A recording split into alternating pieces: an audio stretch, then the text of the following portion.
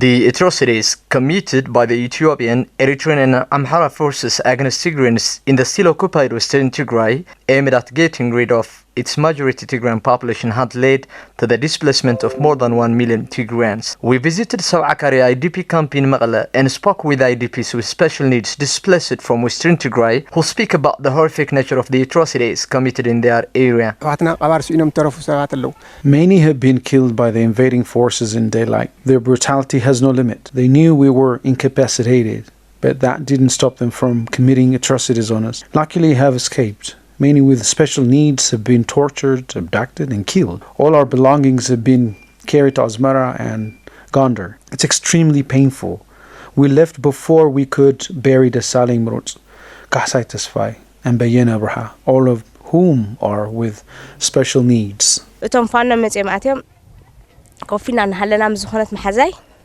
The Fano came when I and a friend of mine were sitting at home. They told us to get out of the house, and we did. My 14-year-old child was standing carrying a bag, and they started beating him. We told them to leave him alone as he is an innocent child. We then told my son to leave and that we would be following him soon.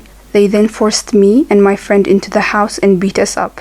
They even broke my artificial leg, saying that I was a Derg soldier. I told them that I was not, and that it was an injury I sustained as a child, but they wouldn't listen.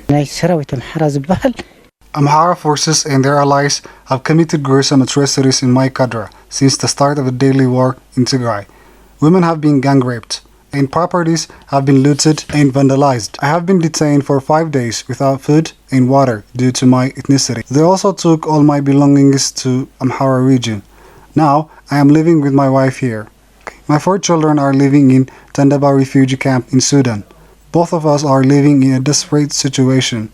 The internally displaced persons with special needs also state that the more than 11 months long blockade on all essential needed supplies is pushing many, including themselves, to the brink. It has been almost 4 months since we arrived in this camp. However, no food aid has reached us. We are starving to death. There are no electricity, banking, and internet services. We are unable to access our savings. I received 15 kilos of wheat in my 9 months stay here. There is no body or laundry soap. Many have become bedridden due to lack of food and medical supplies. There is no food aid. Not only people with special needs, many with chronic illnesses are having it hard as they couldn't find medications they need. The only thing doctors do is cry as they cannot help their patients. This is all really heartbreaking. The IDPs are just some among the more than 2 million internally displaced persons in Tigray desperately seeking shelter and basic necessities as the Ethiopian government maintains the all-encompassing blockade.